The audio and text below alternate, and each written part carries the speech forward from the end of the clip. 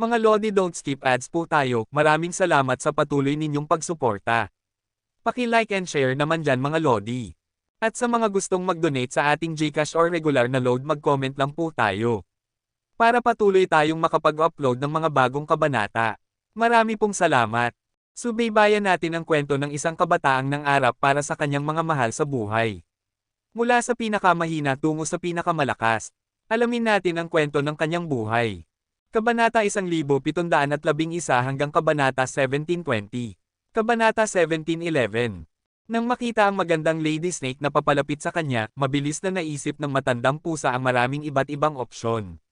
Gayunpaman, hindi siya nakakaisip ng paraan para makalabas sa kanyang kagipitan. Hansen, hindi ba sinabi mong dapat tayong maghanap ng paraan para maalis siya?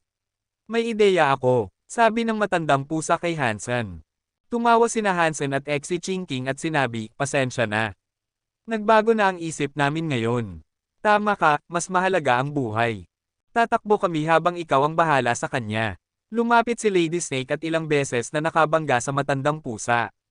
Pagkatapos, itinaas ng matandang pusa ang kanyang mga paa at sinimulang kamutin ang nilalang.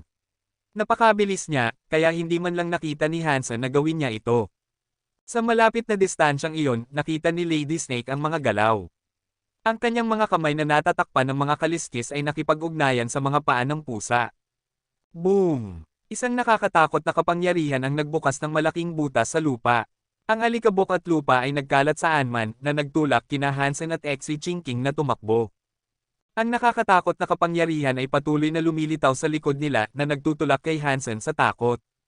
At sa pagkakataong ito, talagang tumatakbo sila. Hindi na sila umiikot. Hindi nagtagal, nasa labas na sila ng mga guho. Nakalabas na sila. Hindi ko inaasahan na ang sanctuary ng ika-4 na Diyos ay tirahan ng mga napakamalakas na nilalang. Kahit na ang mga emperador ay hindi makakalaban sa kanila, sabi ni si Chinking, habang nararamdaman niyang nanginginig at nag-uugoy ang lupa. Ang mga emperador ay wala sa kanila. Tumayo si Hansen sa labas ng mga guho. Napakadilim doon, ngunit nakikita mo pa rin ang mga kapangyarihang nagwawasak. Dalawang nilalang lang ang naglalaban doon, ngunit agad mong masasabi na masama ang labanan. Talaga bang iiwan na lang natin ang pusa? Tanong ni si Chinking. Sa kapangyarihan na mayroon tayo, hindi tayo makakatulong. Pagkatapos sabihin iyon ni Hansen, narinig niya ang isang pusa na nagsimulang umiyak. Pagkatapos, isang nakakatakot na kapangyarihan ang mabilis na nagsimulang lumabas mula sa lungga. Nako, hindi. Hindi niya kayang labanan ang babaeng iyon. Papunta sila rito. Tumakbo. Sigaw ni Hansen, at mas mabilis na tumakbo ang dalawa. Gayunpaman, bago makarating sa kanila ang matandang pusa, naabutan siya ni Lady Snake at muling naglaban. Habang nakikipaglaban ang matandang pusa, umiyak siya, tanga. Akala mo ba hindi kita kaya? Kung hindi dahil sa mga patakaran, patay ka na.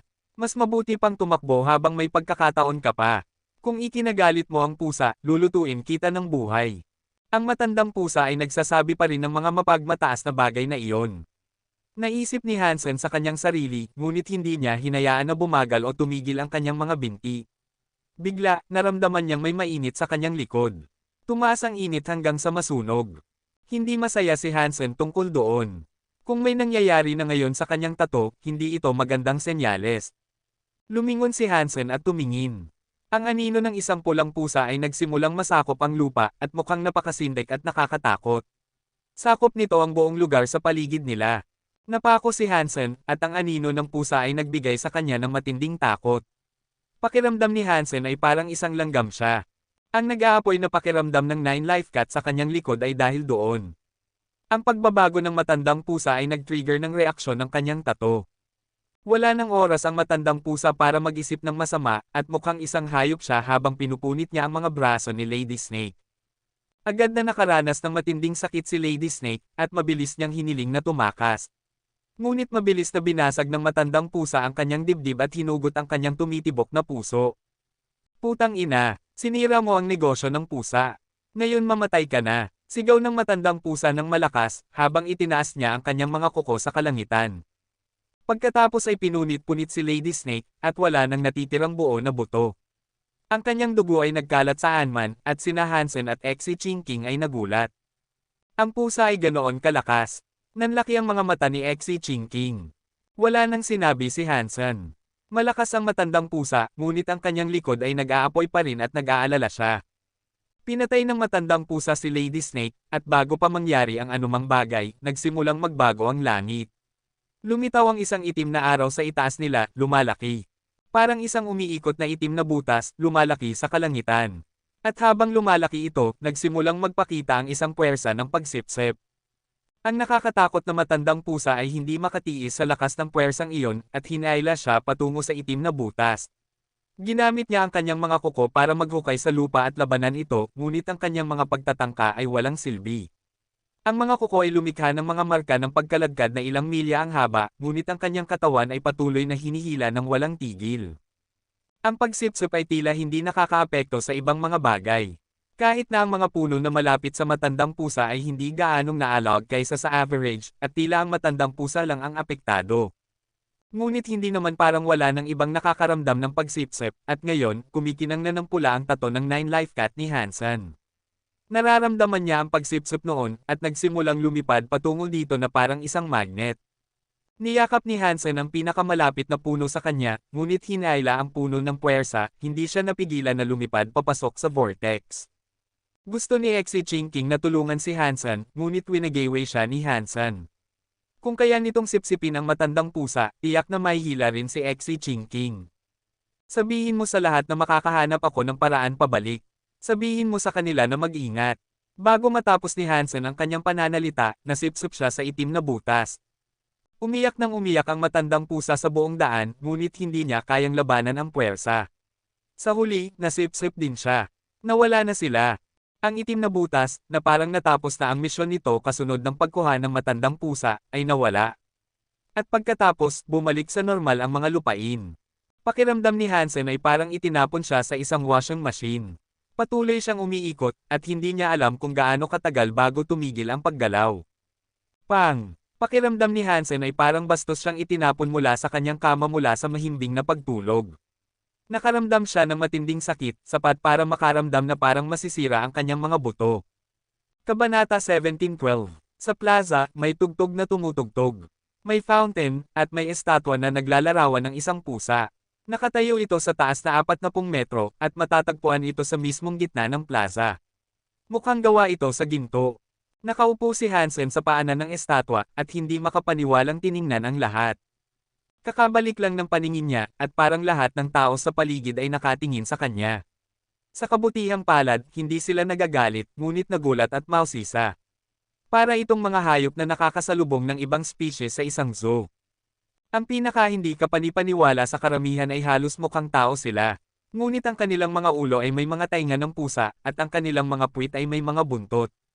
Ang mga pupil ay parang pusa rin. Bilog at cute. Ang natitirang bahagi ng kanilang katawan ay halos tao. Lahat ng mga taong pusa ay nakadress sa iba't ibang paraan. May ilan na naka-eleganteng damit, may ilan na nakasimpleng damit, may ilan na naka-sexy na damit, at may ilan na nakasobrang panlalaking damit. Ang ilang magagandang babae ay nagsuot ng palda at tank top na nagpapakita ng kanilang mapuputing braso at binti. Napakaganda nila. May mga kotse at motorsiklo na naglalakbay sa mga kalsada. Makikita ang mga sasakyang panghimpapawid sa kalangitan, at lahat ng mga taong pusa ay may dalang espada. Isang kakaibang tanawin. Gayunpaman, hindi masaya si Hansen tungkol dito. Lalo na ng ilang mga taong pusa ang nagdala ng mga espada sa kanyang leeg. Gusto ni Hansen na magtipon ng kapangyarihan at lumaban, ngunit naramdaman niyang nagsimulang lumubog ang kanyang katawan. Napakahirap lang na tumayo, kaya ang paggawa ng isang dalubhasang galaw sa pakikipaglaban ay hindi na posible. Pagkatapos, may sinabi ang isa sa mga taong pusa kay Hansen. Ngunit kakaiba, hindi niya maintindihan. Ginamit niya ang kanyang Dangshan Sutra para subukang maunawaan ang ibig sabihin ng pusa. Ngunit ang Dangshan Aura ay kakaiba na napigilan. Hindi ito lalabas sa kanyang katawan, at agad niyang gustong magsuka ng dugo. Matandang pusa, nasaan ka? Tumingin-tingin si Hansen ngunit hindi niya ito nakita. Parang hindi siya nakarating dito. Dahil hindi niya makita ang matandang pusa, sinubukan ni Hansen na kausapin ang mga tao sa kanyang harapan. Ngunit parang hindi nila naiintindihan ang kanyang wika. Dinala ng mga sundalong taong pusa si Hansen sa isang kulungan at itinapon siya sa isang selda. Hindi sigurado si Hansen kung ano ang nangyayari, at napigilan ang kanyang katawan. Hindi siya makakalaban, kaya ang tanging magagawa niya ay ang walang magawa na umupo at manood. Ang mga taong pusa ay mukhang napakabibilis. Hindi sila mukhang ligaw o mamamatay tao, kaya hindi siya nag-aalala, kahit papaano. Ano ba ang nangyayari? Nagtaka si Hansen habang nakaupo sa selda. Ang lugar ay ibang-iba kaysa sa kanyang inaasahan. Inaasahan ni Hansen na makakarating siya sa isang kakilakilabot na lugar nang umalis siya sa mga santuwaryo. Naisip niya na magkakaroon ng mga kakilakilabot na halimaw sa paligid na naghahangad na punitin siya ng pira-piraso na nangangailangan ng patuloy na pakikipaglaban para mabuhay. Inaasahan niyang tatakbo siya para sa kanyang buhay, araw-araw. Ngunit ibang-iba ito sa kanyang inaasahan at sumalungat sa lahat ng paniniwala ni Hansen tungkol sa labas. Ito ba talaga ang labas ng mundo? Bakit hindi makakabalik ang mga piling tao ng santuwaryo? Hindi naintindihan ni Hansen. Sinubukan ni Hansen na i-cast ang The Story of Jinns at ang Dangshan Sutra. Perpekto na ang pagpapatakbo ng mga ito ngayon. Hindi sila napigilan o ninakaw, kaya magagamit niya pa rin ang mga ito. Ngunit ang bagay ay, napakalaki ng mga kapangyarihan sa labas ng mundo. Pakiramdam ni Hansen ay maliit at napakahina. Natanto niyang hindi na siya makakalipad. May malakas na pagsipsip na pumipigil sa kanyang mga kapangyarihan. Ang mga taong pusa ay mukhang sibilisado. At kahit na nakakulong siya, hindi bababa sa hindi siya pinahihirapan. Walang kumuha ng kanyang mga gamit. At ang mga pusa na mukhang mga bantay ay nagdala pa nga sa kanya ng pagkain. Gayunpaman, hindi siya makalabas. At hindi rin siya makausap sa kanila. Kaya, nanatili lang siya sa kulungan kung nasaan siya, nagsasanay ng kanyang kaya. Umaasa siyang sa wakas ay makakagawa siya ng Geno Armor. Saan nagpunta ang matandang pusa? Pareho kaming dumaan sa parehong vortex, kaya saan kaya siya napunta? Umaasa na ngayon si Hansen na matulungan siya ng matandang pusa. Kung hindi siya makakatanggap ng tulong mula sa tanging taong kilala niya dito, tapos na siya. Sa mga sumunod na araw, ilang mga taong pusa ang lumapit para subukang makipag-usap sa kanya. Sa kasamaang palad, hindi sila nakakapag-usap. At sa lahat ng oras, nakakulong si Hansen sa parehong selda. Nakakita si Hansen ng maraming iba't ibang mga taong pusa, ngunit ang pinakanakakagulat na bagay ay lahat sila ay may mga Geno Armor. At lahat sila ay nasa 1:1 na ratio ng kapangyarihan sa armor. Gayunpaman, hindi nagtagal ang kanyang pagkakakulong. Isang linggo pagkatapos, dinala si Hansen palabas ng kanyang selda at dinala sa isang silid ng pagtatanong. Pagkapasok sa silid, nanlaki ang mga mata ni Hansen. Sa silid, isang magandang babae ang nakaupo sa kabilang panig ng mesa. Nakasuot siya ng puting uniforme. Ang kanyang buhok at tainga ay mapuputing-maputi. Pati ang kanyang buntot. Napakaganda niya, at napakaganda niya sa uniforme. Nakalantad ang kanyang mga binti, at mukhang maganda at mahaba. Dayuhan, saan ka nanggaling? Bakit ka nasa planeta Kate? Ano ang gusto mo? Tanong ng magandang kitty policewoman kay Hansen sa isang espesyal na wika. Hindi ito isang wika na alam ni Hansen, ngunit sa ilang kadahilanan, naiintindihan niya. Parang ang babae ay may espesyal na kapangyarihan. Galing ako sa planeta Roka. Pumasok ako sa isang itim na butas at somehow napunta lang ako dito, sabi ni Hansen. Naintindihan ng magandang babaeng pusa, ngunit parang hindi niya alam kung nasaan ang planeta Roka. Tinitigan niya si Hansen, at pagkatapos ng ilang sandaling katahimikan, sinabi niya, sige. Ayon sa mga batas ng planeta Kate, kailangan naming magsagawa ng pagsusulit at masubaybayan ka ng kaunti pa, lalo na kapag nagtatrabaho ka. Kapag nakumpirma naming kaya mong kumilos, maaari naming isaalang-alang ang pagbibigay sa iyo ng residency. Halika, magsagawa tayo ng pagsusulit. Makikita natin kung ano ang kaya mong gawin. Pagkatapos noon, binuksan ng babaeng pusa ang isang pinto. Sinundan siya ni Hansen. Mas maganda ang nangyayari kaysa sa kanyang pinakamasamang hula. Kung ito ang labas ng mundo, hindi gaanong nakakatakot. At ang mga taong pusa ay parang mababait. Sinundan siya ni Hansen patungo sa exit ng istasyon. Sumakay siya sa isang kotse na mukhang ladybug at sinabi sa kanya na sumakay.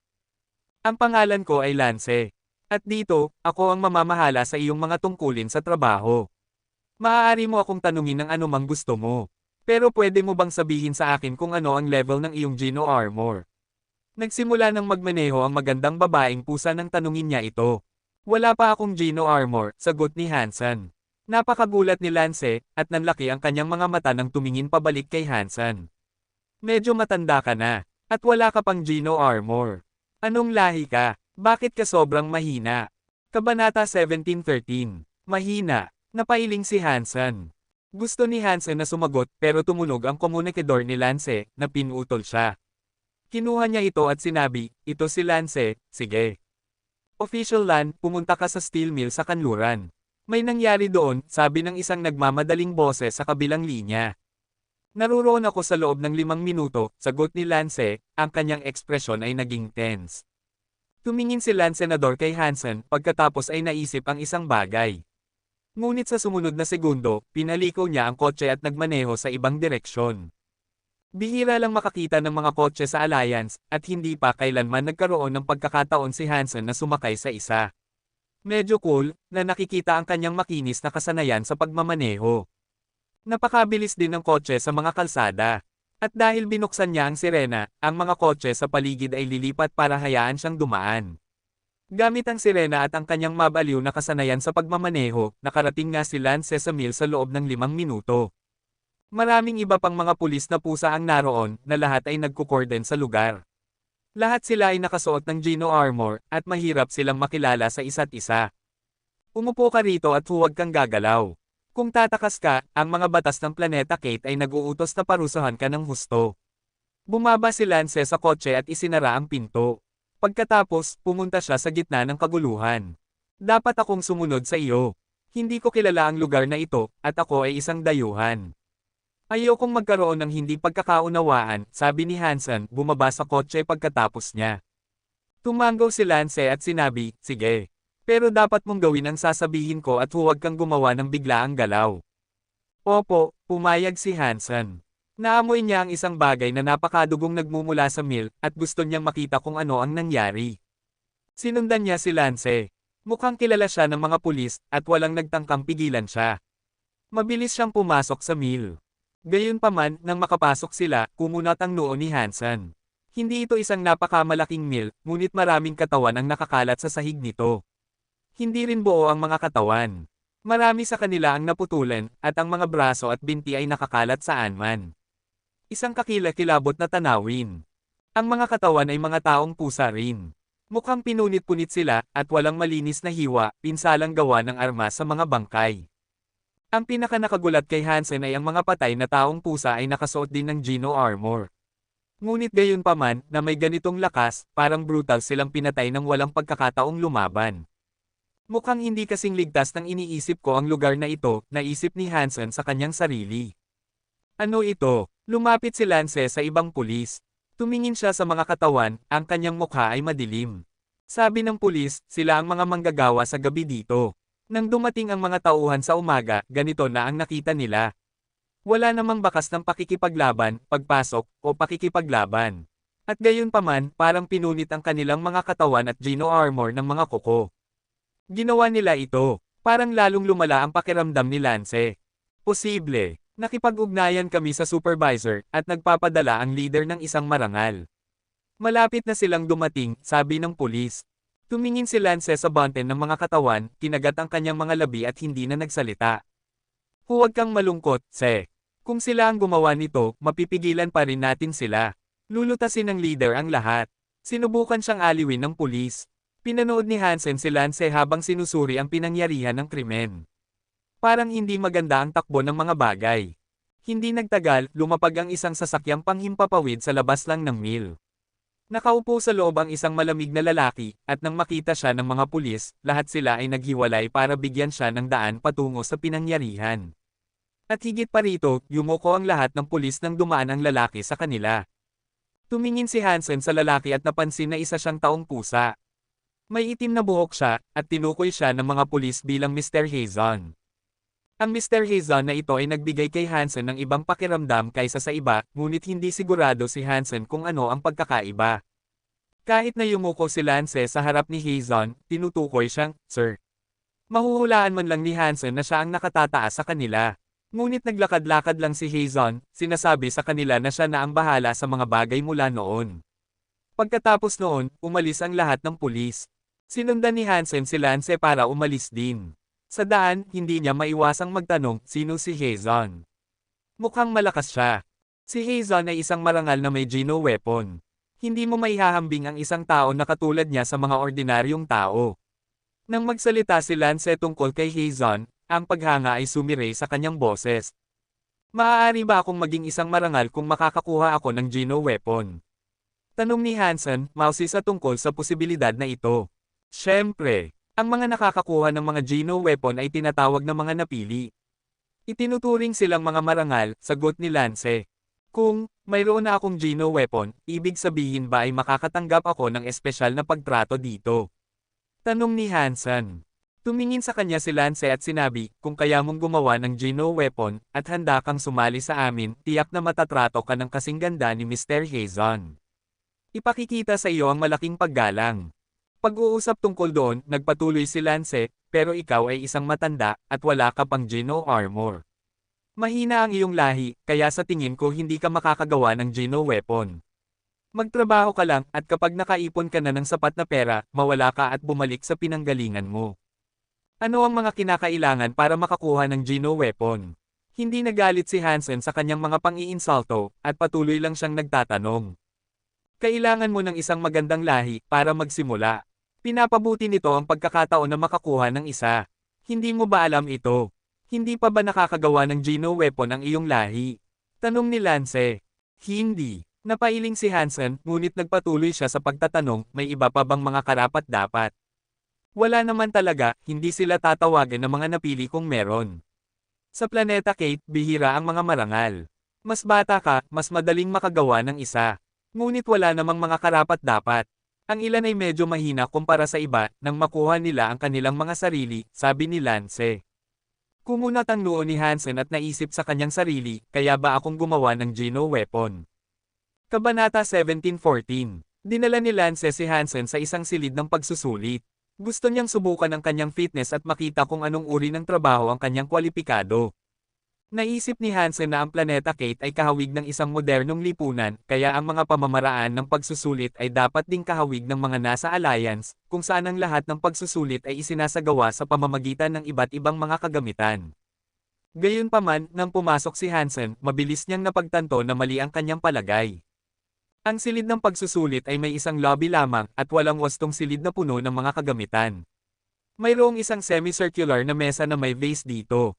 Isang maliit na puno ang nakatanim dito, at maitim ang balat ng puno. Wala itong mga dahon at mukhang patay.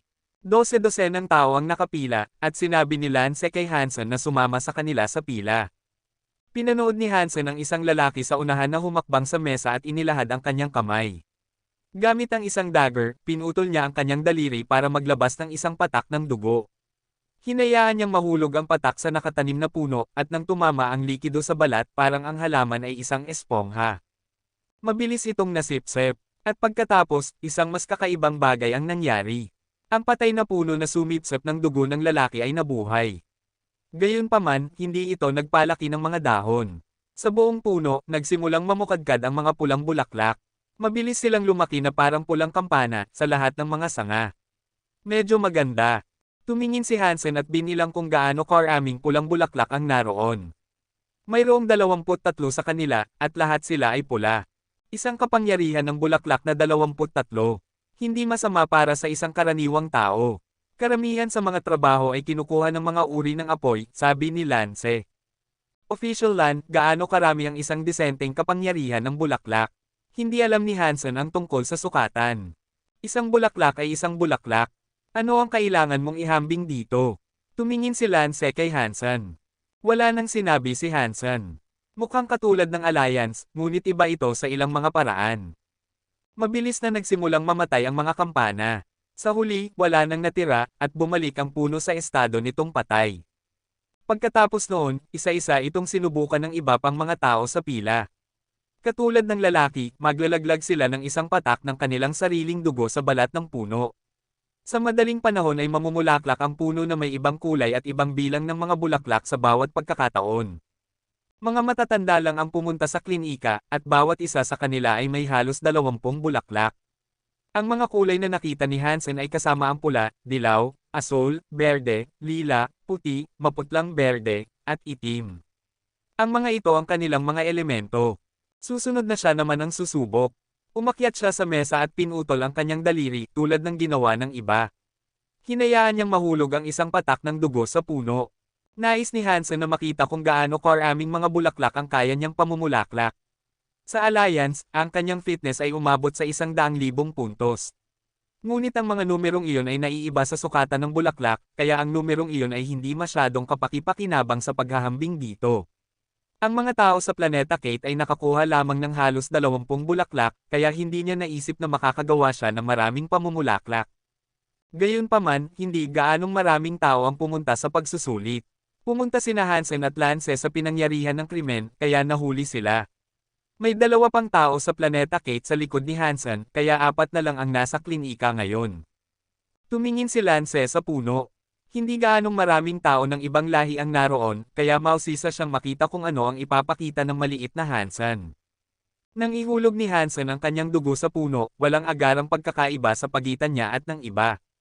Nagsimulang mamulaklak ang puno. Puti ang mga bulaklak, kaya hindi pa natutukoy ang elemento.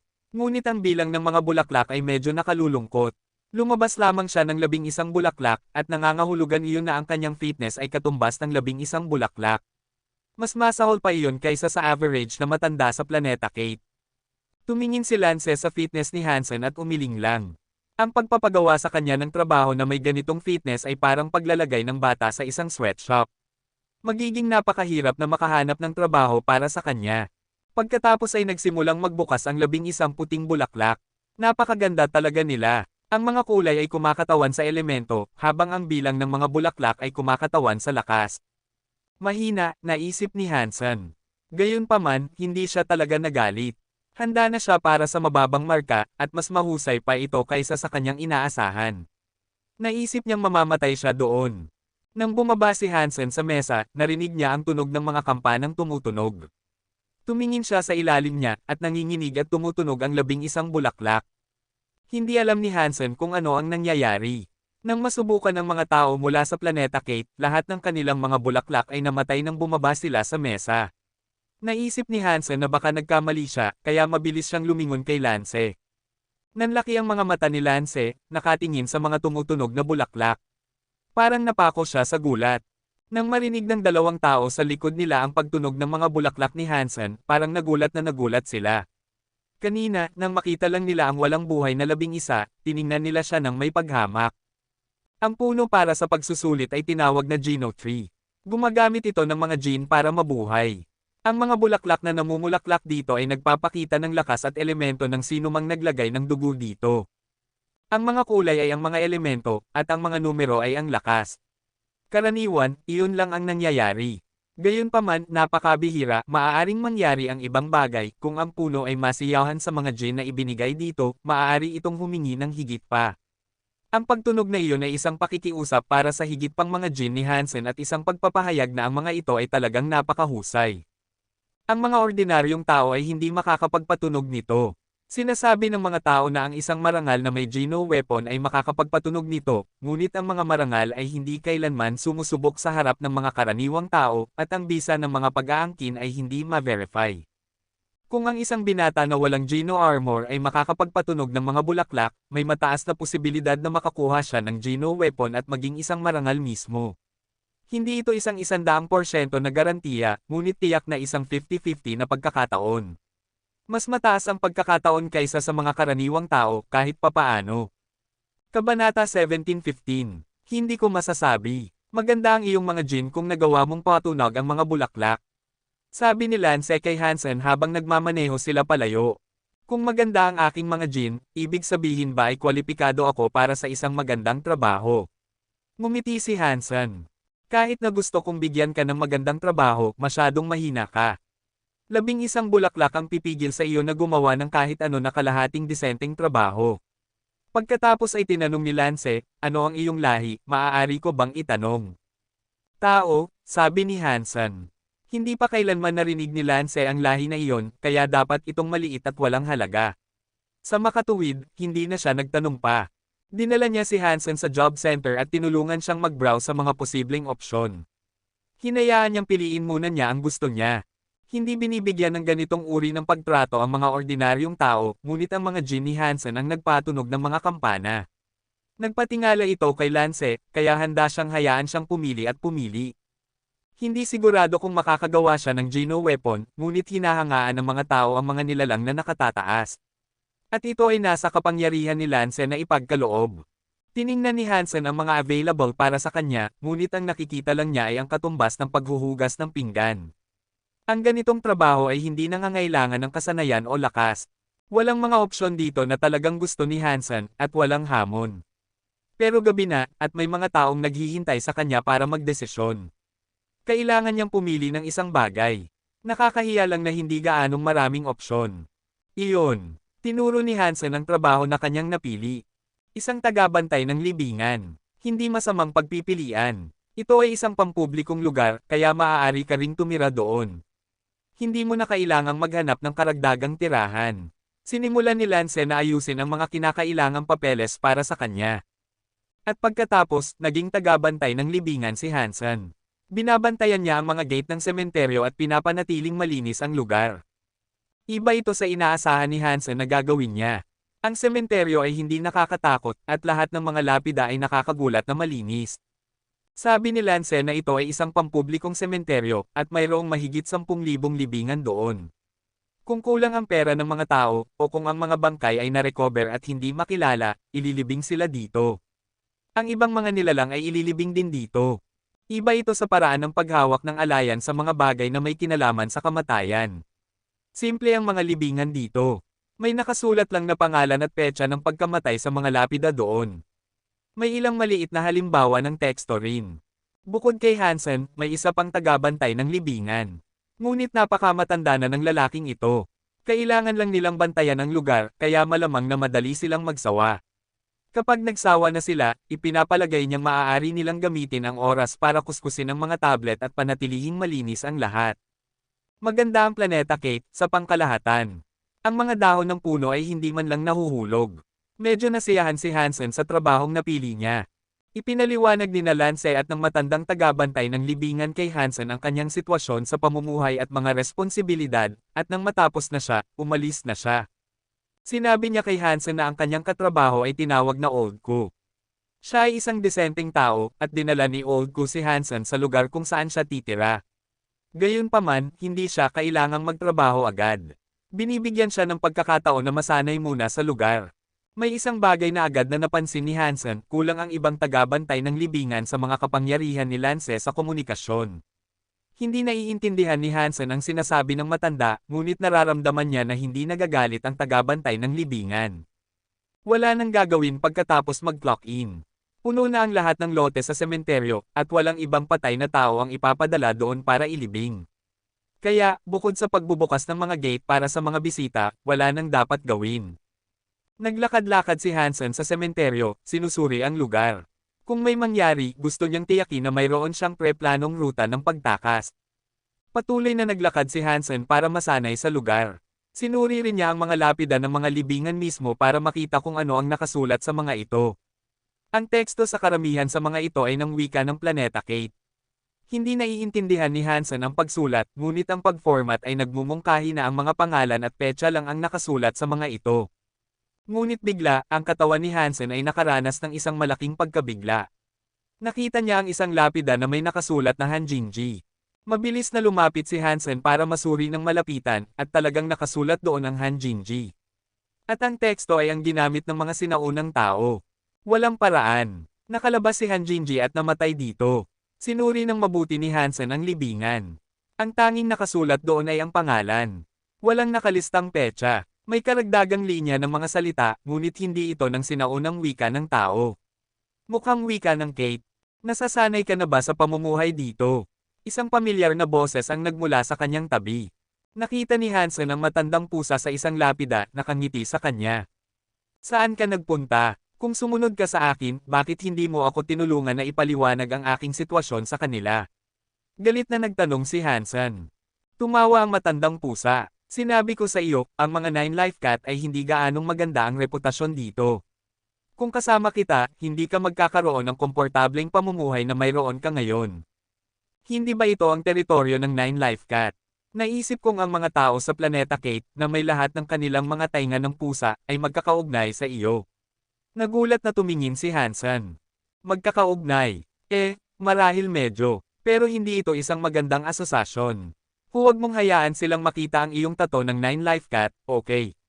Kung papatayin ka ng bagay na iyon, huwag mo lang akong sisihin, sabi ng matandang pusa. Masyadong tamad si Hansen para makipag-usap ng mas matagal sa matandang pusa, ngunit tinanong niya, ano ba ang nangyari dito, anyway? Pwede ba akong umuwi? Tumahimik ang matandang pusa, pagkatapos ay sinabi, dahil nasa labas ka na, malalaman mo rin naman agad. Ang planeta Kate ay nasa gilid ng Big Silent System. At ang Big Silent System ay isang restricted area ng galaxy. Mapanganib dito, kahit na ang mga marangal ay maaaring mapatay. Mas masahol ka pa. Sinusubukan mo bang sabihin sa akin na ang pasukan ng santuwaryo ay narito sa Big Silent System? Sabi ni Hansen, nakatingin sa matandang pusa. Oo, pero hindi masyadong mahirap bumalik. Malakas ako, at maaari kitang dalhin sa pasukan. Pero malaking panganib ito, kaya kailangan mo akong bayaran ng isang bagay na magpapahalaga sa pakikipagsapalaran. Ngumiti ang matandang pusa. Ano ang gusto mo? Kumunat ang noo ni Hansen. Hindi ba nakakuha ka ng isa sa mga buto mula sa feather? Bigyan mo ako ng 100 mga iyon at ipapadala kita. Mukhang handa na ang matandang pusa para sa kahilingang ito. Kabanata 17:16. Ito ang planeta Kate. Kaya, saan ko mahahanap ang mga feather para kolektahin ang mga buto na ito at pagkatapos ay ibigay sa iyo? Kumunat ang noo ni Hansen. Itinaas ng matandang pusa ang kanyang mga labi at sinabi, kahit na may mga feather sa paligid, wala kang pagkakataon laban sa kanila. Kung naghahanap ka para anihin ang kanilang mga buto, masyadong mataas ang tingin mo sa iyong sarili. Ang pinatay mo sa lab na iyon ay isang underdeveloped na retard. Hindi pa nga iyon nabibilang bilang isang feather. Basura iyon. Talaga bang iniisip mong lahat sila ay ganoon? Kung alam mong ganoon kalakas sila, bakit mo ako hiniling na patayin sila? Alam ni Hansen na hindi ganoon kataas ang kanyang kapangyarihan kumpara sa lawak ng Geno Universe. Tumingin ang matandang pusa kay Hansen at sinabi, hindi kita hiniling na patayin sila, ngunit ikaw ang gustong bumalik, tama ba? Hindi ko kayang itapon ang aking buhay sa paghahangad na tulungan ka, alam mo. Hindi sumagot si Hansen, ngunit nagpatuloy ang matandang pusa, hindi ka rin kailangang bumalik. Kahit na tinulungan kitang bumalik, paano kung ikaw ay muling hilahin pabalik dito? Talaga bang iniisip mong ang paggawa ng Geno Armor ay magpapahintulot sa iyong makatakas sa Big Silent System? Maraming marangal ang namatay doon. Oo, kahit na may Geno weapon ka, maaari ka pa ring mamatay. Mabuti ka na ngayon kung nasaan ka, at ang pagsunod sa akin ang pinakamagandang kurso ng aksyon at ang pinakamagandang barahan na mayroon ka para laruin. Bukod sa mga buto ng feather, may iba pa bang tatanggapin mo? Hindi sumagot si Hansen sa sinabi lang ng matandang pusa. Oo, gusto ko ng Xenogeneic Gene, mabilis na sagot ng matandang pusa. Ano iyon? Tanong ni Hansen. Inilabas ng matandang pusa ang jade organ na hinugot niya mula sa kakaibang nilalang na insekto. Itinaas niya ito ng may pagmamalaki, na parang hinugot niya ito mula sa manipis na hangin. Tingnan mo, ito ay isang Xenogeneic Gene. Ang iyong buto ay isa rin. Makikita mo lang ang mga ito sa isang mutated na nilalang. Siyempre, ang mga bahagi ng katawan ay maaaring magkaiba, dahil lahat ay nakasalalay sa kung paano sila nag-mutate. Ngunit ang pangunahing punto ay pareho, patayin sila, at pagkatapos ay hanapin ang mga ito sa loob ng mga katawan. Saan ko mahahanap ang mga ito? Kumunat ang noo ni Hansen. Ang mga Xenogeneic Gene ay matatagpuan sa loob ng bawat lahi. Mukhang nakangiti ang matandang pusa, pero hindi. Kaya, sa puntong ito, nalaman mo na ang mga Geno Armor at Geno Weapon ay magkaiba. Tumango si Hansen. Nagpatuloy ang matandang pusa, sa Geno Universe na ito, ang mga nilalang ay makakagawa ng Geno Armor. Ang ilan ay maswerte upang mapili, at kapag nagawa na nila ang kanilang Geno Armor, maaari silang mag-evolve sa dalawang magkakaibang bagay. Maaari silang lumikha ng Geno Weapon o i-mutate ang kanilang mga katawan. Tahimik na sinabi ni Hansen, ibig sabihin, ang mga mutated ay nasa parehong antas ng mga Geno Weapon, tama ba? Oo. Kung ang isang nilalang ay Xenogeneic o may Geno Weapon, magkakaroon ito ng mga Super Gene Power. Kung wala ka sa alinman sa mga iyon, hindi mo sila masasaktan. Dapat kang tumuon sa paggawa ng Geno Armor, at tingnan kung sa ibang pagkakataon ay makakagawa ka ng Geno Weapon. Kung wala kang Geno Weapon, may kaunting magagawa mo. At syempre, palaging may posibilidad na maging Xenogeneic ka. Ngunit ang pinakamalaking problema ay habang umuunlad ang isang Xenogenic, nawawalan sila ng katinoan at nagiging pag-alit at mamamatay tao. Tumawa ang matandang pusa. Hindi nagtanong si Hansen tungkol doon, iniisip na walang saysay. Kung wala siyang Geno Armor, hindi niya rin naman makakapatay ng Xenogenic. Ang pinakamalaking tulong niya ngayon ay ang Northern King Glove. Iyon ay isang Geno weapon, ngunit hindi iyon talagang kanya. Hindi niya ito magagamit ng kasing ganda ng mga marangal na nagagamit ang kanilang mga natural na nabuo. Ano ang ibig sabihin ng mga salitang iyon? Tinuro ni Hansen ang libingan ni Hanjinji. Tumingin ang matandang pusa at sinabi, ang pinakamalaking sinungaling sa universo, Hanjinji. Pagkatapos basahin ito, nakita itong nakakatuwa ng matandang pusa, tumawa, at sinabi, ang isang magarbong epitaph. Sa tingin mo ba tao ang nakalibing dito? Tanong ni Hansen sa matandang pusa. Umiling ang matandang pusa at sinabi, sa tingin ko hindi. Hindi gaanong maraming tao ang makakaalis sa mga santuwaryo. Sasabihin kong malamang na isang crystallizer ito. Hindi naniniwala si Hansen. Parehong ang pangalan at ang epitaph ay parang Hanjinji. Gayunpaman, hindi makakahukay ng libingan si Hansen. Hindi siya natatakot na gumawa ng ilang paghuhukay, ngunit hindi ito ang alliance. Kung malalaman ng mga tao sa planeta Kate, malamang na ikukulong siya. At kapag namatay ang mga nilalang dito, sinusunog sila. May abo lang, kaya wala nang makikita. Hinimok siya ng matandang pusa na gumawa ng Geno Armor ng mabilis.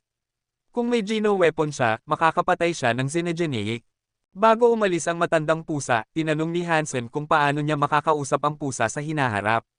Sumagot ang pusa na babalik siya mismo sa ibang pagkakataon, ngunit hindi siya nag-iwan ng detalye kung paano siya mahahanap.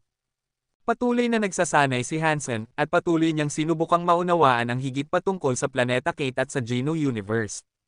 Sa kabutihang palad, mayroong internet system.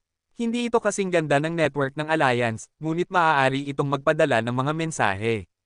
Nakapag-aral si Hansen ng ilang bahagi ng kanilang wika, at madali na siyang nakakaalam ng maraming bagay tungkol sa lugar. Dahil ang Xenogenic ay palaging gustong pumatay, ang universo ay nasa panganib. At hindi mo alam kung kailan magiging isa sa kanila ang isang tao. Ngunit kapag naging Xenogenic na ang isang tao, mas lumalakas sila. Maliban kung ang mga marangal ang tutulong, ang mga taong may Geno Armor ay mapapahamak. Nalaman niya na ang lipunan doon ay talagang nagsimulang humanga sa mga marangal. Para sa mga karaniwang tao, sila ang tunay na maharlika. Sila ay mga tagapagtanggol, sa isang paraan. May iba't ibang uri ng mga marangal din. May mga duke, marquises, earls, viscounts, at barons. Ang Xenogenic ay may mga ranggo rin. Natagpuan lang ni Hansen ang mga titulo na ito sa internet, at hanggang ngayon ay hindi pa niya natutunan ang mga pagkakaiba sa pagitan ng mga ito. Ngunit may isang bagay na alam ni Hansen ng sigurado. Kung makakatagpo siya ng Xenogenic bago siya gumawa ng Geno Armor, mamamatay siya. Mukhang kailangan kong gumawa ng Geno Armor ng mabilis. Nagtrabaho si Hansen bilang isang tagabantay ng libingan, ngunit nagsanay ng kanyang The Story of Jinns, Dangshan Sutra, at Blood Pulse Sutra tuwing may pagkakataon. Karamihan sa kanyang enerhiya ay nauubos sa The Story of Jinns. Ito ang pinakamabilis na pagsasanay, kaya ito ang pinakamadaling paraan para sa kanya na gumawa ng Geno Armor. Kabanata 17:17. Talaga bang nagpatunog ng Geno Tree ang dayuhang iyon?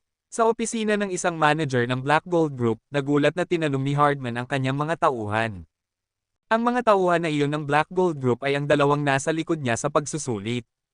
Pinapangako kung totoo ito. Narinig ko ito, mabilis na sagot ng isang tauhan. Alam mo ba kung sino siya at saan siya nakatira? Tanong ni Hardman. Ang mga nilalang na makakapagpatunog ng mga bulaklak ay mayroong 50% pagkakataong mag-evolve. Kung naging marangal si Hansen, magiging isang mainit na karakter siya. Kailangan ng Black Gold Group ang isang tao na katulad niya. Kung kaya nilang ma-recruit siya, magiging napakabuti para kay Hardman. Hindi ako sigurado, pero alam kong kasama niya si Lance. At nang umalis sila, sumakay pa nga siya sa kotse ni Lance. Para sa mga halatang dahilan, hindi ako nakasunod, sabi ng tauhan. Isang taong kilala ni Officer Lan. Dapat madali iyon. Hinayaan ni Hardman na matapos ang kanyang tauhan at pagkatapos ay nag-dial ng isang numero. Tinawagan niya ang security department. Hindi nagtagal, nakuha na ni Hardman ang impormasyon ni Hansen. Isang dayuhan ang aksidenteng nakapasok dito. Isa mula sa isang walang pangalang lahi. Nagpatunog siya ng mga bulaklak. Isang magandang pagkakataon ito. Pagkatapos basahin ang profile, tumayo si Hardman at nagpatuloy, ihanda ang isang kotse para sa akin. Pupunta ako sa sementeryo. Nasa security room si Hansen ngayon, nag-aaral ng wika. Gamit ang kanyang antas ng katalinuhan, nakapagsimula siyang magsalita ng wika sa loob lamang ng ilang araw. Maaaring hindi siya matatas, ngunit naiintindihan ni Old Ko ang lahat ng sinasabi niya. Naisip ni Hansen na kailangan lang niyang makipag-usap ng simple, ngunit gusto niyang matuto ng higit pang impormasyon mula sa internet. Nangangailangan ito sa kanya na matuto ng higit pa sa wika. Tumunog ang komunikador ni Hansen na may boses ni Old Ko. Hansen, may tumawag. Sabi niya na siya ang manager ng Black Gold Group at hinahanap kanya.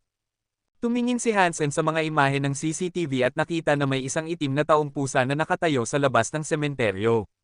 Maganda ang kanyang pananamit. Nalito si Hansen. Hindi niya kilala ang sino man dito, kaya bakit hahanapin siya ng isang manager? Alam niyang hindi niya maiiwasan ang ganitong uri ng pagkikita, at kung may mangyayari, maghahanda siyang harapin ito kaysa magtago. Kaya, tumayo siya para salubungin si Hardman. Ikaw ba si Mr. Hansen, Senador? Masaya akong makilala ka. Ako ang manager ng Black Gold Group. Ang pangalan ko ay Hardman. Ito ang aking card. Mukhang isang taong mapagpakumbaba si Hardman dahil ibinigay niya ang kanyang card gamit ang dalawang kamay. Tinanggap ito ni Hansen. Nabasa niya ang simpleng mga bagay sa wika ng Kate at siya nga ang manager ng Black Gold Group. Bakit mo ako hinahanap? Tanong ni Hansen kay Hardman, nakatingin ng diretso sa kanya.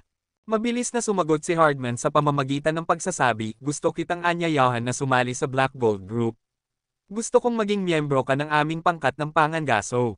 Ang Black Gold Group ay isang makapangyarihang entidad sa planeta Kate at bibigyan ka namin ng maraming pera. Naiintindihan ni Hansen ang sinasabi ng lalaki, ngunit wala pa siyang oras para imbestigahan ang mga paksayon ng planeta. Hindi niya alam kung sino o ano ang Black Gold Group. Ngunit alam ni Hansen na sa unibersong ito, maraming kumpanya ang may sariling mga pangkat ng Pangangaso. Marami ang binigyan ng tanging tungkulin na manghuli ng Xenogeneic. Ang mga pangkat na iyon ay hindi palaging may kasamang mga marangal, at marami ang binubuo ng mga karaniwang mandirigma. Madalas silang tinatawag na mga pawn. Gusto ni Hardman na gamitin ang maraming pera para bilhin ang pakikipagtulungan ni Hansen at gawin siyang isang pangunahing miyembro. Ngunit wala pang Geno Armor o Geno Weapon si Hansen. Gusto na ni Hardman na makipagkontrata sa kanya at bigyan siya ng pera at mga mapagkukunan para tulungan ang kanyang pag-akyat. Sa ganoong paraan, kapag gumawa na ng Geno Armor o Geno Weapon si Hansen, mag-sign sila ng isa pang kontrata na gagawing siya ay isang wastong miyembro ng pangkat ng Pangangaso. Mukhang gusto ng team na i-pre-order si Hansen bago siya makarating sa merkado. Gusto nilang mamuhunan sa posibilidad ng kanyang hinaharap. Nagpaplano sila ng maaga. Kung nagawa ni Hansen na gumawa ng Geno Weapon, mas maraming pera ang babayaran sa kanya ni Hardman. Kung hindi makakagawa ng Geno Weapon si Hansen, walang saysay na mag-sign ng kontrata. Magiging obligado pa rin siya, at hindi siya babayaran ng mas malaki. Hindi interesado si Hansen sa mga opportunistikong kontrata na katulad niyan, ngunit may isang kondisyon na nagpabago ng isip ni Hansen at nagtapos sa pagpirma nito. Pinangako ni Hardman kay Hansen na hindi siya susubaybayan sa kanyang trabaho, at makukuha niya ang kanyang pagkamamamayan. Para sa isang dayuhan, ang pagkakaroon ng mga iyon ay magpapadali ng buhay. At kapag naging miyembro na siya, kahit papaano ay makakakuha pa rin siya ng maraming pera at mga mapagkukunan. Naayos nito ang lahat ng problema ni Hansen, at napakaganda na hindi na siya kailangang magtrabaho. Kung gumawa si Hansen ng Geno Weapon at sumali sa isang pangkat ng Pangangaso, hindi naman masamang bagay. Talagang magandang bagay na sundan ng mga may mas malaking karanasan at makita kung ano talaga ang pakikipaglaban sa Xenogeneic. 10 araw lang si Hansen na isang tagabantay ng libingan, at 2 taon pagkatapos, nakumpleto na ni Hardman ang lahat ng papeles at mga kinakailangang pamamaraan. Binibigyan niya si Hansen ng pinakamagandang posibleng tirahan sa base. Binibigyan din niya si Hansen ng Geno Fluid na makakatulong sa kanya na gumawa ng Geno Weapon. Natira si Hansen sa Black Gold Hunting Base sa susunod na 4 na buwan, at araw-araw, gumugugol siya ng ilang oras sa pagbababad sa Geno Fluid. Ang The Story of Genes ay nagpapakita ng pangako na mag-level up. Ang mga batas at kontrata ng Kate ay nangangailangan kay Hansen na sumailalim sa pagmamasid kapag nag-level up. Ang mga taong katulad ni Hansen, na nagpatunog ng mga bulaklak, ay may bawat pagkakataon na maging Xenogeneic. Kaya, kailangan silang bantayan hanggang sa matapos ang proseso. Nagpadala ang Planeta Kate ng mga tao para magsagawa ng pag-aaral kay Hansen. Kabilang sa kanila sina Hazen at Lance. Kabanata 17-18. Hardman, napakaganda ng iyong negosyo. Gumastos ka ng napakaliit na halaga ng pera sa isang taong may posibilidad na maging isang marangal. Umupo si Hazen sa tabi ng isang monitor at nagsimula ng isang talakayan kay Hardman. Tumawa si Hardman at sinabi, mahirap sabihin kung makakagawa siya ng Geno weapon. Kahit na tumunog ang mga bulaklak, ang posibilidad ay nasa 50-50 pa rin. Narinig ng lahat ang peking pagpapakumbaba sa boses ni Hardman. 50% ay talagang mataas, lalo na kung isa sa alang-alang kung gaano kaunti ang mga taong makakapagpatunog ng mga bulaklak. Pinanood ni Lance si Hansen sa pamamagitan ng monitor at mukhang mausisa. Alam niyang nagpatunog siya ng mga bulaklak, ngunit hindi siya nakakaalam ng marami pa mula noon. Hinanap niya si Hansen sa sementeryo, ngunit nauna nang nakarating si Hardman at dinala siya palayo. Nais ni Lance na makita kung makakagawa si Hansen ng isang marangal. Kung talagang kaya niya, magkakaroon siya ng halos walang katapusang kayamanan at katanyagan. Nagsimulang i-cast ang kanyang mga kasanayan si Hansen. Walang nagsalita ngayon, at lahat ay nakatuon ng mabuti sa kanya. Ginamit ni Hansen ang The Story of Genes at naramdaman na ang kanyang laman, balat, buto, dibdib, at maging ang mga gene ay naglalabas ng ilang mistikong sangkap. Ang sangkap ay parang isang usbong na lumalabas mula sa lupa. Ang kanyang balat ang lupang iyon, at ang itim na sangkap ay nagsimulang lumaki sa buong ito. Binalot nito si Hansen, pinunit ang lahat ng damit na suot niya. Patuloy na lumalaki ang itim na sangkap na bumubuo ng isang hanay ng mga armor sa paligid niya. Habang tumataas ang itim na sangkap na iyon, mas humuhubog ang armor. Tumingin si Hardman kay Hansen at sa kanyang Geno armor, pinapanood itong magbago. Pinagpapawisan ang kanyang mga palad sa pananabik. Gumastos siya ng maraming pera kay Hansen, at kung mabibigo ang ebolusyong ito, matatalo si Hardman ng malaki sa sugal na ginawa niya. Ngunit kung magtagumpay siya, magiging mas mayaman siya. Ang mismong posibilidad na magkaroon ng isang marangal na sumali sa Black Gold Group ay nagpaligaya sa kanya ng labis. Maaaring maging chairman siya. Lahat ay tumingin sa armor ni Hansen na may matinding interes. Nais ni Lance, samantalang nanatiling walang emosyon si Hazen. Halos parang walang pakialam sa kanya ang lahat ng ito. 10 minuto pagkatapos, nakumpleto na ang hugis sa paligid ni Hansen. Ang itim na armor na suot niya ay napakadetalye, at walang isang tahi sa buong katawan ni Hansen. Habang iniisip ng lahat na natapos na ang proseso, nagsimulang umikot ang armor. Lumitaw ang isang itim na pattern sa ibabaw nito. Gayunpaman, kung titingnan mo ng mas malapitan, mapapansin mong hindi ito isang pattern. Ang mga ito ay mga simbolo at mga salita na hindi nila maintindihan. Lumubog sila sa ibabaw ng armor na parang mga ukit. Nang maipakita na ang mga ito, ang armor ni Hansen ay mukhang napaka-misteryoso. Hindi nakakagulat na nagpatunog siya ng mga bulaklak. Hindi pa ako nakakakita ng isang hanay ng mga armor na kahit papaano ay kahawig nito, sabi ni Hardman. Ang paggawa ng Geno armor ay palaging isang kakaibang tanawin, ngunit naisip niya na makakagawa rin si Hansen ng Geno weapon. Hindi pa rin nagsasalita si Hazen. Patuloy niyang tinitingnan si Hansen at ang kanyang Geno armor. Ang mga pattern na lumitaw sa armor ni Hansen ay mukhang mistiko at maganda. Ginawa nilang napakakahanga ang armor ni Hansen. Kahit na walang malalakas na pagbabasa ng enerhiya, ang Geno armor ay may kakaibang enerhiya ng sarili nito. Siyempre, bago pa lang ang armor, kaya hindi pa gaanong malakas ang enerhiya. 10 minuto pagkatapos, tumigil sa pag-unlad ang Geno armor. Mukhang nakumpleto na ang proseso. Para kay Hansen, hindi ito talaga parang armor. Talagang parang bahagi ng kanyang sariling katawan na bumubuo ng napakalaking daloy ng kapangyarihan na ito. Pakiramdam ng utak ni Hansen ay parang nanginginig, at pagkatapos, bigla, nagsimulang tumunog ang isang boses sa kanyang ulo. Nakumpleto ang proseso ng ebolusyon. Nagulat si Hansen nang marinig ito. Ito ay ang parehong boses na naririnig niya sa lahat ng oras sa mga santuwaryo, at naisip niyang isang bagay lang iyon na tumutugtog sa loob ng mga santuwaryo. Nagulat siya na umiiral pa rin ito, kahit na narito siya. Kabanata 17-19. Tiningnan ni Hansen ang impormasyon na available sa internet, ngunit hindi siya nakakahanap ng iba na nauugnay sa mga santuwaryo. Parang walang ibang tao sa Kate ang nauugnay dito. Gusto malaman ni Hansen kung gumagana ang mga bagay tulad ng ginagawa nila sa mga santuwaryo. Saan nagmula ang mga gene? May mga kaluluwa ng hayop ba na makukuha? Mga bagay na katulad niyan. Nang lumabas si Hansen sa training room, wala na ang lahat. Umalis na si Hardman, at lahat ng iba ay sumunod sa kanya palabas.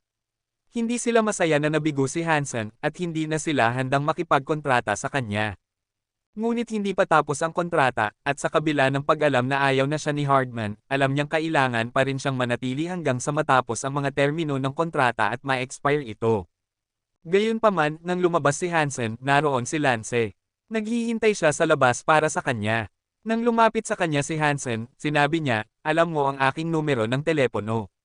Kung kailangan mo ng mas maraming trabaho, tawagan mo ako. May libreng pwesto pa rin sa sementeryo para sa iyo." Alam ni Lance na ayaw ni Hardman na panatilihin si Hansen ng mas matagal kaysa sa kailangan dahil hindi siya naging isang marangal. At natatakot siya na baka gumawa si Hansen ng mga desperadong hakbang para mabuhay na maaaring makasama sa planeta Kate. Naawa siya sa kanya, at iyon ang dahilan kung bakit niya ginawa ang alok. "Salamat, Officer Lan." Talagang naantig si Hansen. Nang bumalik siya sa kanyang silid, napansin niyang bukas ang pinto. May tao nang naglilipat ng mga gamit papasok sa silid. Ang sekretarya ni Hardman, na nakasuot ng mataas na takong at nakatayo na nakakross ang mga braso, ay tila nangangasiwa sa paglipat.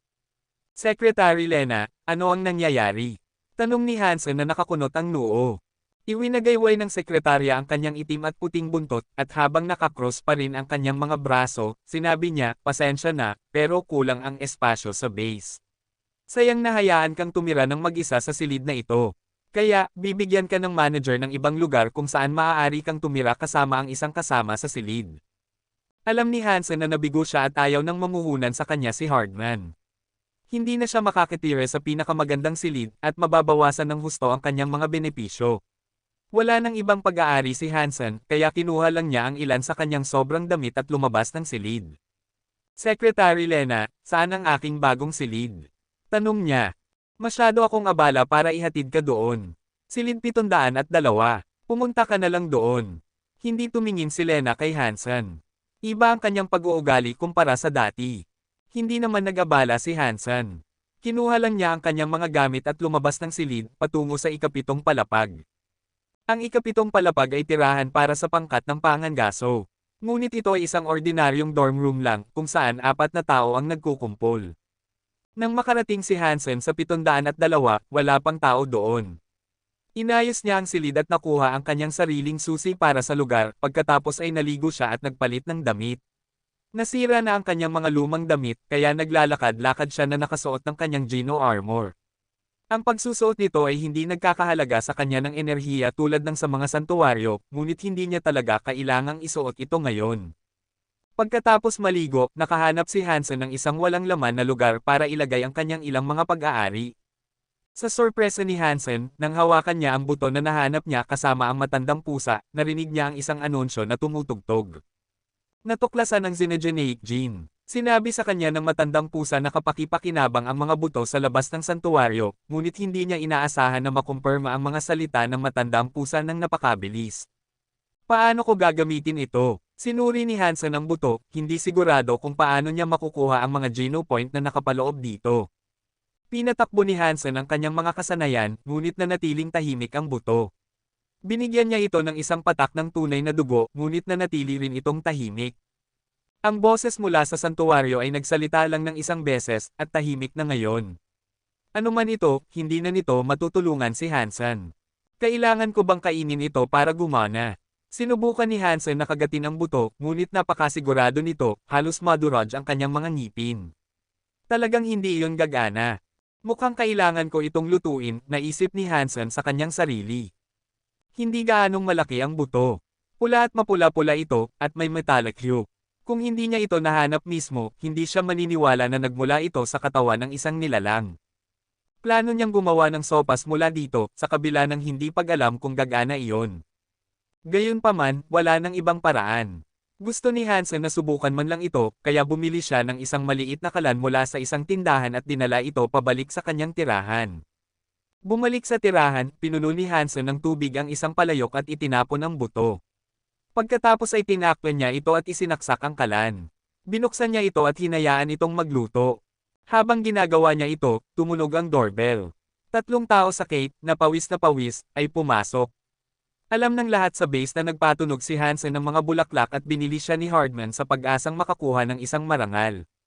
Kahit na hindi nila alam, ang balita na nabigo si Hansen na gumawa ng Geno weapon ay kumalat ng napakabilis. Bud, huwag kang masyadong mag-alala. Okay lang kung hindi ka nag-evolve ng 2 beses. 99.9% ng mga tao ay hindi, at alam mo ba? Nabubuhay pa rin tayo. Tinapik ng lalaking Kate ang balikat ni Hansen.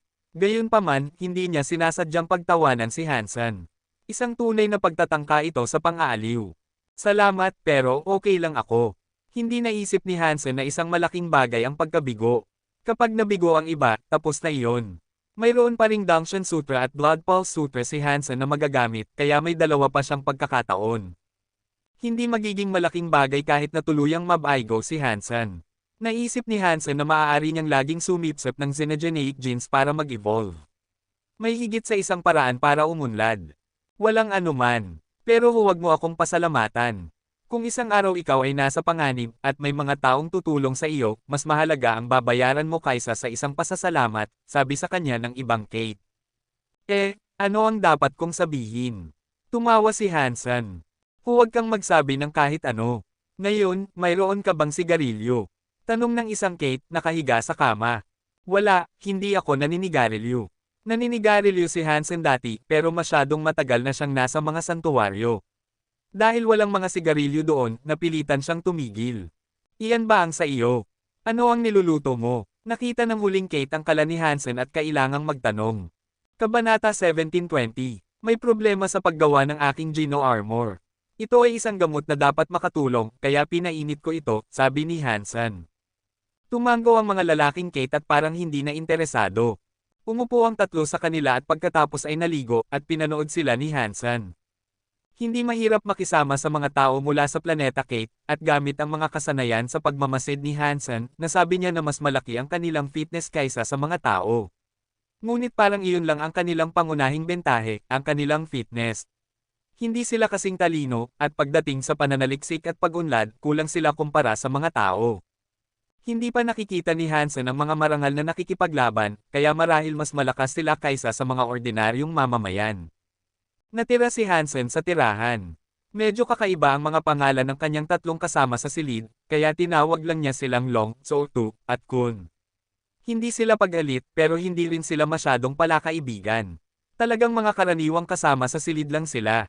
Hindi nagmamadali si Hansen na buksan ang kalan, kaya naghintay siya hanggang sa susunod na araw, nang wala ang tatlo, para patayin ang kalan at alisin ang takip. Naglabas ito ng isang usok ng bango at singaw. Nang amuyin niya ito, napansin ni Hansen na amoy dugo ito. Alam niyang maaaring walang epekto ang kalan sa isang napakasiguradong buto. Ngunit ngayon na tinitingnan niya ito, talagang nagulat siya. Lahat ng tubig ay naging mapula-pula at pula. Amoy dugo ito, at nagbubula. Alam ni Hansen na dapat ay imposible iyon dahil kapag pinakuluan ng dugo, kadalasan ay nagiging solid ito. Pagkatapos ng pagtusok sa kakaibang likido gamit ang isang kutsara, napansin niya na wala na ang buto. Wala man lang isang maliit na piraso ang natira. Mas lalo siyang nagulat. Iyon ay isang normal na kalan lamang na may palayok na puno ng tubig. At gayon pa man, nagawa nitong lutuin ng matagumpay ang bagay at tuluyang matunaw ang buto. Gayunpaman, nang amuyin ang dugo, nagtaka si Hansen kung makakain ba niya ito. Ngunit dahil narinig niya ang hindi inaasahang boses ng santuwaryo, gusto niyang subukan. Kumuha siya ng ilang sabaw gamit ang kutsara at sinipsip ito. Kumunat ang noo ni Hansen. Napakasama ng lasa, parang umiinom ng mainit na dugo. Sa kabutihang palad, sanay na siyang kumain ng masamang bagay. Sanay na siyang kumain ng hilaw na karne, pagkatapos ng lahat. Ang kaunting dugo ay hindi siya matatakot. Kumain ng isang Baron Xenogeneic gene. Baron gene dagdag 0. Nang marinig ni Hansen ang anunsyo, natuwa siya. Gumagana ito, ngunit napakaliit lang ng kanyang sinipsip, nagdagdag ito ng 0 points. Itinaas ni Hansen ang buong kalan at palayok, at pagkatapos ay nilagok niya ang lahat na parang isang batya ng sopas. Nasa kanyang tiyan ang init noon, kumakalat sa buong katawan niya. Nag-init ang dugo ni Hansen at nagsimulang damaloy ng mas mabilis. Habang patuloy na dumadaloy ang kanyang dugo, nagsimulang uminit ang buong katawan niya. Pakiramdam niya ay nasa sauna siya, at ang kanyang balat ay pula, nasusunog ng patuloy na pagsirit. Halos matapos na niyang inumin ang lahat, ngunit hindi pa siya nakakarinig ng anunsyo. Mukhang hindi siya nakakuha ng kahit isang puntos. Dahil ba masyadong maliit ang buto? Hindi ba sapat iyon para bigyan ako ng kahit isang puntos? Nalungkot si Hansen tungkol dito, ngunit inubos niya ang natitirang ilang lagok ng sabaw. Kumain ng isang Baron Zinagenic Gin. Baron Gin dagdag 1. Nang matapos na niyang inumin ang lahat, narinig niya ang gusto niyang marinig. Tumaas ang kanyang gin tally, at kahit na ito ay isang Baron tier lamang na siyang pinakamababa, ito ay isang magandang simula, gayunpaman. Tumagal ng isang oras ang init sa loob ng kanyang katawan, at pagkatapos noon, bumalik sa normal ang kanyang temperatura ng katawan. Ngunit ngayon, mas malakas ang pakiramdam ni Hansen. Ang kanyang spell armor, tulad ng kanyang tawag dito, ay parang hindi umunlad. Nagulat siya. Ang mga Zinagenic Gin ay nagpapalakas lamang sa aktwal na katawan ni Hansen. Hindi nila pinahusay ang kanyang spell armor. Habang masayang iniisip ni Hansen ang mga pagbabagong ito, bumalik si Kun. Sinabi niya kay Hansen na mag-empake ng ilang gamit dahil binigyan sila ng misyon na manghuli ng Zinagenic. Nag-empake sina Hansen at Kun, dahil siya, Kun, at Long ay isang team. May 10 tao ang pupunta sa misyong ito na pinamumunuan ng isang leader. Sa plaza, nakita nila ang 19 na iba pang mga team. Isang kapitan ang nangangasiwa sa kanilang lahat at itinuro niya sa kanila na sumakay sa isang barko para lumipad sa ibang lugar. Alam ni Hansen na ginagamit ni Hardman ang kanyang mga tao bilang mga pawn at wala ng iba. Gayunpaman, handa na si Hansen para dito at inaasahan na niya ito.